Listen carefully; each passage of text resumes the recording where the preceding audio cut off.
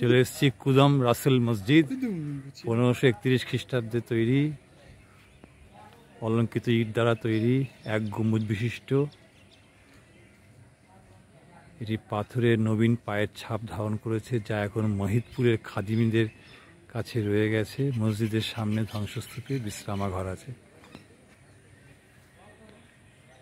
ঢুকবো কুদম রাসুল মসজিদের ভেতরে।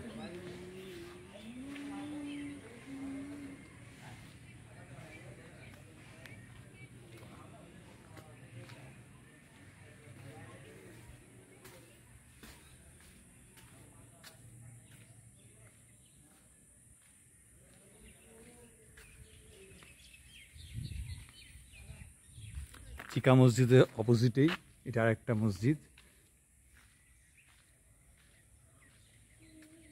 এটা হচ্ছে ফতে খানের সমাধি। আওরঙ্গজেবের জেনারেল দিলওয়ান খানের পুত্র ফতে খানের সমাধি আছে, যাকে সম্রাট শাহ নিয়ামতুল্লাহকে হত্যা করার জন্য পাঠিয়েছিলেন বলে সন্দেহ করা হয়েছিল, যে সুলতান সুজাকে রিবেলগাঁওয়ের পরামর্শ দেওয়া হয়েছে।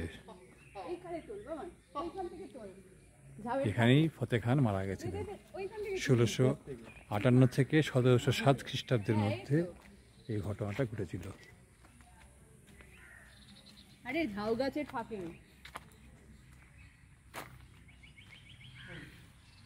এই মসজিদের কবরস্থানের ভিতরটা,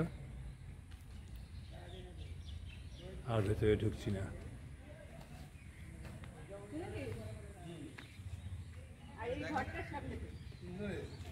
এটা কিন্তু সমাধি, কিন্তু ভেতরে সমাধি আছে।